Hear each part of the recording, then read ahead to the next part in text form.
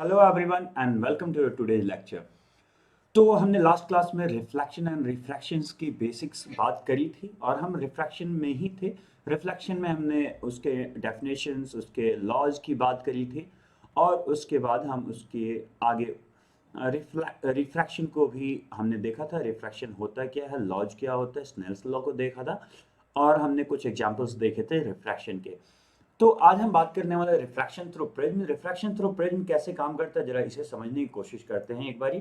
तो यहाँ पे आप देख सकते हैं कि एक प्रिज्म से लाइट रे इंटर कर रहा है, यहाँ पे इंसिडेंट कर रहा है। ठीक है, एक वाइट लाइट है ये और यहाँ पे इंसिडेंट कर रहा है और ये सरफेस के थ्रू यहाँ नॉर्मल हमने ड्रॉ कर रखा है, नॉर्मल से यहाँ इंसिडेंट कर रहा है। ऑब्वियसली अगर ये स्ट्रेट पाथ को फॉलो कर रहा होता तो ये कुछ ऐसा चला जाता ना, ठीक है। बट यहाँ पे बेंड हुआ है, बेंड टू आर्ट नॉर्मल हुआ है ऑब्वियसली बिकॉज डेंसर मीडियम में जा रहा है ये।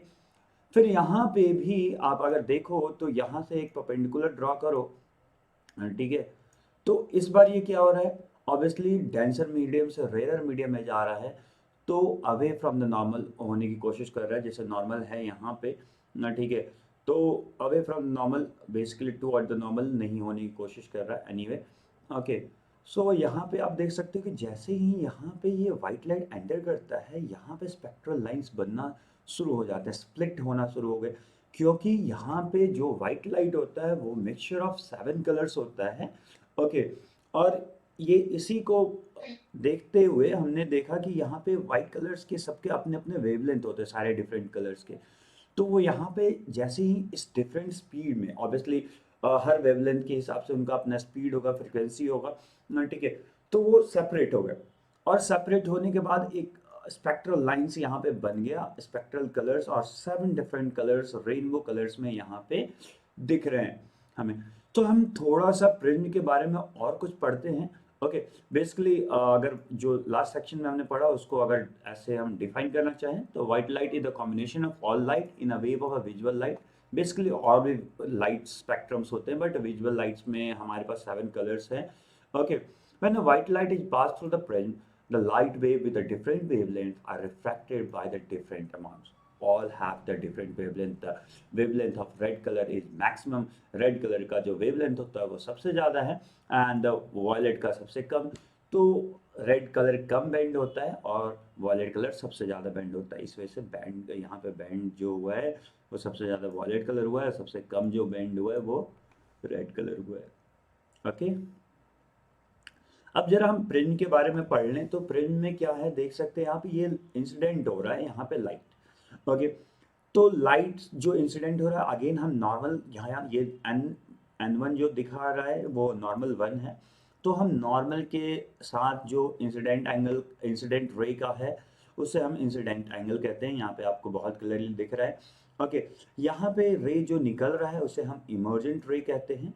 इमर्जेंट रे में क्या है यहाँ पे कि आप देख सकते हैं यहाँ भी हमारे पास दूसरा नॉर्मल है और नॉर्मल के साथ जो रे निकल रहा है उसे एंगल ऑफ इमर्जेंस हमने कहा है। अगर ये लाइट रे अगर स्ट्रेट चला जाता तो ये कुछ ऐसा चला जाता, बट ये प्रिज्म होने की वजह से ये कुछ नीचे के की ओर आया है, ओके। तो इस वजह से आप देख सकते हो कि यहाँ पे कितने एंगल से ये डेविएट किया, इसे अपन कहते हैं angle of deviation, okay. Deviation angle क्या रहा, ठीक। और this one is known as prism angle, okay. इसे प्रिज्म एंगल और यहाँ पे एक छोटा सा आर आपको दिख रहा है, ये है आपका रिफ्रैक्टेड एंगल। तो आपके पास सारा इंफॉर्मेशन है प्रिज्म के बारे में। ये प्रिज्म में ये इंसिडेंट एंगल है, इंसिडेंट रे है, प्रिज्म एंगल है, एंगल ऑफ डेविएशन है, इमर्जेंट एंगल है, इमर्जेंट रे है, ओके। और ये रिफ्रैक्टेड एंगल है और ये कह सकते हो रिफ्रैक्टेड रे भी है, ओके। तो आपने देखा कि प्रिज्म में ये सारे चीज होते हैं, ओके। तो यहाँ पे न्यूटन ने क्या किया, एक एक्सपेरिमेंट करा। इन्होंने एक इन्वर्टेड प्रिज्म यहाँ पे लगा दिया। फॉर इंस्टेंस अगर मैं कहूँ तो उन्होंने एक इन्वर्टेड प्रिज्म ऐसे यहाँ पे प्लेस किया, ओके। और उन्होंने पाया कि जब ये वाइट लाइट अब कलरफुल लाइट जब इसमें एंटर करते हैं तो अब एक वाइट लाइट यहाँ पे फॉर्म होता हुआ दिख रहा है। एक वाइट लाइट का रे मतलब सारे वाइट ये रिकॉम्बिनेशंस ऑफ 7 कलर्स हुआ यहाँ पे। तो हमने जब दो प्रिज्म को रखा तो हमने इस एक्सपेरिमेंट से कंक्लूजन हमें निकला कि white light is a mixture of 7 colours. पहले हमने वाइट लाइट को 7 कलर में स्प्रेड करा और फिर 7 कलर्स को वाइट लाइट में वापस रीगेन किया। ओके, यहाँ पे आप देख सकते हो। सो यहाँ हम देख सकते हैं वाइट लाइट। ये एक्चुअली इस डिस्क को हम देख सकते हैं और डिस्क को हम बेसिकली न्यूटन डिस्क कहते हैं। एक्चुअली ये डिस्क को ऐसे एक डिस्क में ऐसे पेन फंसा के अगर ये डिस्क को लें और इसके बीचों बीच ऐसा पेन डालें और इसको रोटेट करें, and when you will rotate this you will find that it seems as a white disc. It's all the colours get mixed together and give you the view of a white colour. Okay, so basically 3 primary colours ही होते हैं हमारे। Okay, RBG, red blue green, ये हमारे 3 primary colours होते हैं और बाकी सारे कलर्स इन्हीं से एक आसपास बनते हैं। आपको आइडिया तो होगा ही। ओके, आप देख भी सकते हो जैसे ये रेड और ऑरेंज के बीच में येलो कहीं बन रहा है, यहाँ ब्लू वॉयलेट, ये तीनों ब्लू के ही कलर हैं। तो red blue green, these are the 3 colours. Okay, 3 primary colors, and all the colors, they are not just 7 colors, you must be knowing about this। अगर नहीं पता तो घर की दीवार की जब पेंटिंग हो तो तब पता कर लो, या फिर घर में लिपस्टिक्स के शेड जानने हो तो पता कर लो। तो आपको इतना सारा कलर्स पता चलेगा कि you don't have any even idea of that कि ये कलर्स भी होते हैं। Okay, so it's just the secondary color or the tertiary color। Okay, but there are just 3 primary colors। आप याद रखो इस बात को, जो कि रेड ब्लू ग्रीन होता है। और दिस कलर जब सबको मिक्स करते हैं, सारे कलर का मिक्सचर कौन सा होता है? वाइट कलर होता है। ओके, और this disc is known as Newton disc. तो हमारे पास कुछ क्वेश्चंस हैं, हम कुछ क्वेश्चंस को अभी डिस्कस करेंगे और आगे इस लेक्चर को आज यहीं पे ख़त्म करेंगे। और आफ्टर द क्वेश्चंस, ओके, और उसके बाद हम आगे कंटिन्यू करेंगे लेंस और मिरर्स के ऊपर। ओके, तो यहाँ पे हम देखते हैं a ray is traveling from air and enters to obliquely into water। So suppose that this one is air, okay, and this one is water। So let's make it dotted some way। Okay, so does the light ray bend toward the normal or away from the normal or wide? So very simple, as it goes from as it goes from, okay, let me erase it once। Okay, now, yeah, so here as you can see, if the light rays enter from here, is obviously it will bend because it's going from the rarer to denser medium। ठीक है, rare medium से denser medium. अगर ये bend नहीं करता तो कुछ ऐसे स्ट्रेट पार्ट की और फॉलो करता हुआ चला जाता, बट ये ऐसा तो हो नहीं रहा है। ठीक है, तो हमें क्या करना है कि हमें समझना है, तो ऑब्वियसली क्योंकि यहाँ पे डेंसर मीडियम में जाता है तो स्पीड चेंज होता है, स्पीड स्लो डाउन होता है, तो वो बेंड टू नॉर्मल हो जाता है। So I have written the answer for this, as you can read it as well। मैंने आपको explain किया है। The ray of light bend toward the normal when the ray enters from the optically rarer medium to the low refractive index to the denser medium of the high refractive index. Its speed slows down and it's bent toward the normal. That's what I have said already। Since the water is optically denser than air, the ray of light enter from air into the water and bend toward the normal। The ray will bend toward the normal because the air of the rarer medium or water is denser medium, since the light travel from the rarer to denser medium। So it's a long explanation, wrote that twice actually, because पहले हम general बातें किया है और फिर हमने answer के according बात किया। तो इट्स डिपेंड कि कितने मार्क्स का आपका क्वेश्चन आ रहा है, उस हिसाब से आप आंसर लिख सकते हो। Okay, so we have the another question. हमारे पास ये क्वेश्चन क्या कहता है कि light enter from the glass to having the refractive index of 1.5। What is the speed of the light in the glass and speed of the light in the vacuum, that is 3 into 10⁸ metre per second. तो आपको ये speed of light in a vacuum तो आपको पता ही होगा, जो कि c से डिनोट करते हैं। c इक्वल्स टू कितना होता है? तो c equals to 3 into 10⁸ metre per second होता है। और रिफ्रैक्टिव इंडेक्स दे रखा है, तो रिफ्रैक्टिव इंडेक्स का फॉर्मूला क्या होता है? इक्वल्स टू, अगर इसको r से डिनोट करें रिफ्रैक्टिव इंडेक्स को, ओके, तो CY/V होता है। V is the speed of the light in the particular medium. यहाँ पे मीडियम क्या है? जो कि ग्लास है। ओके, और एयर से जा रहा है तो एयर को भी हम अप्रॉक्सीमेटली सेम ही लेकर चलते हैं। सो मतलब जो speed of light in vacuum और speed of light in air is approximately same, so we consider it same। Okay, so we have the solution for this। Do we have? Don't we have? Okay, yeah, we have। So we have this solution as you can see. Uh, okay, so here obviously the refractive index is given and denoted by mu. Okay, and c speed of the light is given, that denoted by this. So obviously refractive index, the formula goes like this. यहाँ पे जो refractive index ng होगा, जो refractive index of glass है basically. Okay, इसे हमने यहाँ put करा और यहाँ पे simply से cross multiplication करा, और then we solve it and we got the value, that is 2 into 10 to the power 8 meter per second. Means the speed of the light in that glass जो कि कितना है 2 into 10 to the power 8 meter per second. Okay, so यही simple सा formula use करना था and I guess you have easily done this. Okay, so आगे अब चलते हैं हम और देखते हैं यहाँ पे क्या है. Explain why the light ray refract when they move from the water into air.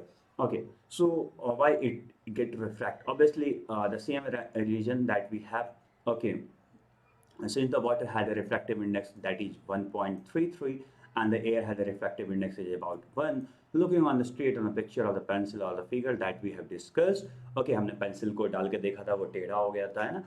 मतलब ऐसा लगता है कि पेंसिल टेढ़ा हो गया, या फिर वाटर का सरफेस. तो यही कि क्या होता है, क्योंकि speed of the light basically change होता है और एक मीडियम से दूसरे मीडियम में जाते हो, तो इस वजह से ये चेंज होता है. ओके, सो हमारा एक बहुत इंपॉर्टेंट सेक्शन मुझे लगता है कि मुझे ये भी डिस्कस कर लेना चाहिए, जो कि रिफ्रैक्शन थ्रू ग्लास स्लैब है. ज़रा इसको हम लोग समझते हैं क्योंकि ये बहुत अच्छा एक्टिविटी और फेमस एक्टिविटी है, और इसके साथ साथ ये हमारे एक्सपेरिमेंट्स में भी काफ़ी ज़्यादा पूछा जाता है क्लास 10 में. ओके, तो इसको ज़रा समझने की कोशिश करते हैं. हाँ, ऑल्दो के एक्सपेरिमेंट तो हम यहाँ करने नहीं जा रहे हैं.